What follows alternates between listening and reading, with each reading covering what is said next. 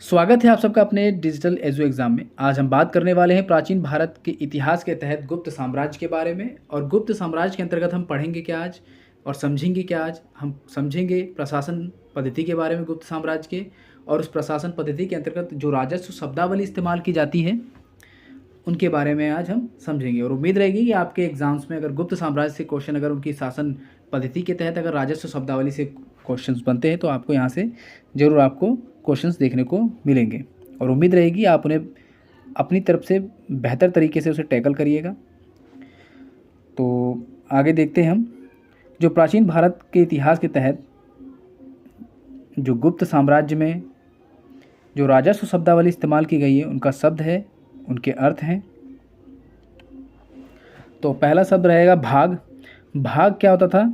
भाग का अर्थ था राजा को दिया जाने वाला उपज का छठा भाग, यानी कि टोटल उनकी जो उपज थी उसका छठा भाग। ऐसे हम कह सकते हैं कि 6/,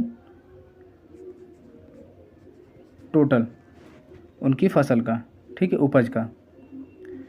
तो ये हुआ करता था भाग का मतलब कि राजा को दिया जाने वाला उपज का छठा भाग, ठीक है। भोग क्या था? भोग था राजा को फल व सब्जियों के रूप में दिया जाने वाला कर। भोग फल और सब्जियों के रूप में दिया जाने वाला एक टैक्स था जो राजा को दिया जाता था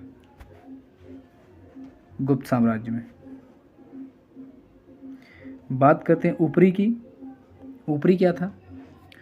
ऊपरी था अस्थाई कृषकों से लिया जाने वाला कर, जो अस्थाई थे, परमानेंट नहीं थे, अस्थाई कृषकों से लिया जाने वाला कर, ठीक है, ऊपरी कहलाता था। ध्रुवाधिकरण क्या था? ध्रुवाधिकरण के तहत भूमि कर संग्रह करने वाला पदाधिकारी था। ध्रुवाधिकरण कौन होता था? भूमि कर संग्रह करने वाला पदाधिकारी जो लैंड टैक्स का हिसाब किताब देखता था, वो था ध्रुवाधिकरण। अब बात करते हैं न्यायाधिकरणिक की। तो भूमि संबंधी विवादों का निपटारा करने वाला जो पदाधिकारी था उसे हम न्यायाधिकरणिक कह सकते हैं, ठीक है, जो क्या करता था? भूमि संबंधी विवादों का निपटारा करता था। अब बात करते हैं महाखपटलिक की। तो भूमि आलेखों को सुरक्षित रखने वाला अधिकारी, भूमि आलेखों को सुरक्षित रखने वाला अधिकारी महाखपटलिक था। उद्रंग। उद्रंग का अर्थ है स्थायी कृषकों से लिए जाने वाला कर। जो स्थायी कृषक थे, जो परमानेंट थे कृषक, उनसे लिए जाने वाला जो टैक्स था वो उद्रंग था। अब शब्द आता है आयुक्तक व नियुक्तक, विनियुक्तक।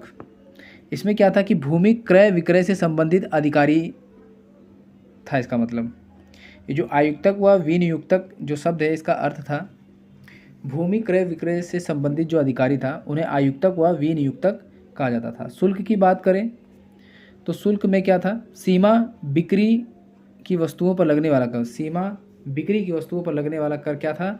शुल्क था। क्या था? शुल्क था।